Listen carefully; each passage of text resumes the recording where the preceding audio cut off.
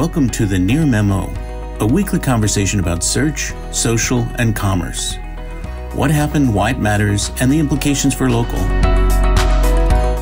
And so, David, one of the more curious items of the week was a story that appeared originally in The Verge, having to do with Google's antitrust case against the DOJ, or the DOJ's antitrust case against Google. They're now in discovery. It was filed in October. It's been a year. They're doing starting to do depositions, document exchanges, and Google has been trying to get documents from Yelp, largely unsuccessfully from what we gather. And in particular, they're seeking documents for one of Yelp's executives. And you want us to talk about that.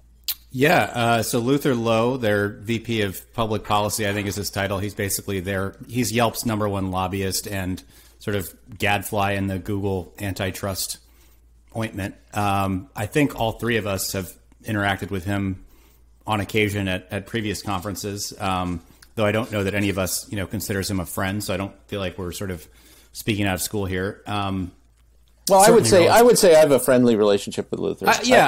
Sure, but it's not. He's not somebody that we. Interact I don't with have him right here, basis. for example. He's not hanging out with me. We don't meet up with him for a Zoom beer during COVID, anything like that. So, so having said that, there was just a couple of things that struck me about this. I am not a lawyer, Greg, and I'm hoping that you actually speak for most of this segment, given your legal background. But some of the requests that Google made which they published in an appendix of the actual complaint or whatever it's called. It's motion to compel.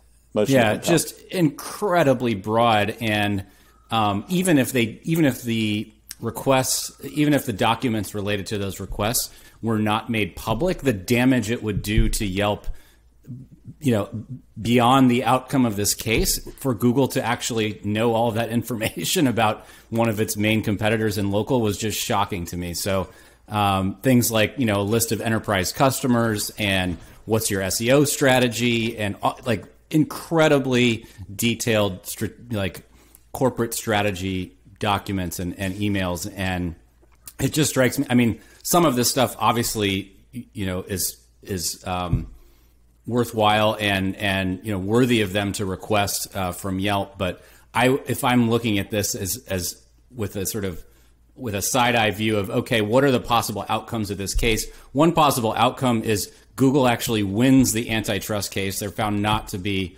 a monopoly. And they then subsequently put Yelp out of business with the information that they're seeking from Yelp in this filing, which is just totally insane to me. And if there is such a thing as an anti-SLAPP proceeding in an antitrust case, I hope that Google has to pay Yelp's legal fees to defend some of these document requests, which are just totally absurd to me. So, well, as a general rule, what tends to happen in litigation, and it's been many, many years since I did civil litigation, but lawyers ask for everything, right? Everything that they can think of. They want to get their hands on any potential piece of evidence, anything that may be damaging to the opposition or relevant. And relevance is supposed to be the guideline. And often you'll get defense lawyers who will stonewall and say, no, we're not going to give you these documents. And then you have to go and ask the court to compel the disclosure of the documents. And you have to prove that the documents are relevant to the case.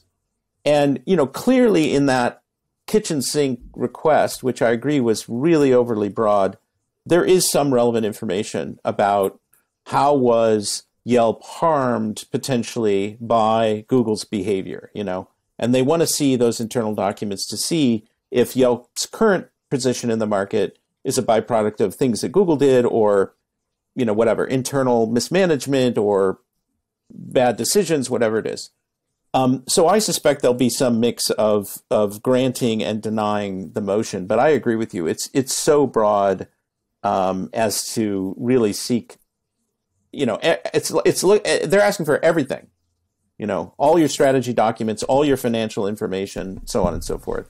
So, right. And again, I think from my standpoint, like the likely outcome of this case, I think just given the sort of dysfunction in Washington is that Google gets maybe a slap on the wrist.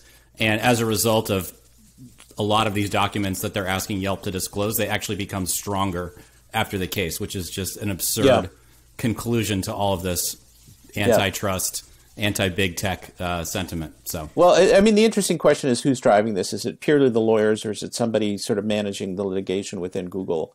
I don't know, but I agree with your assessment is that this material is pretty damaging to Yelp if it all comes out.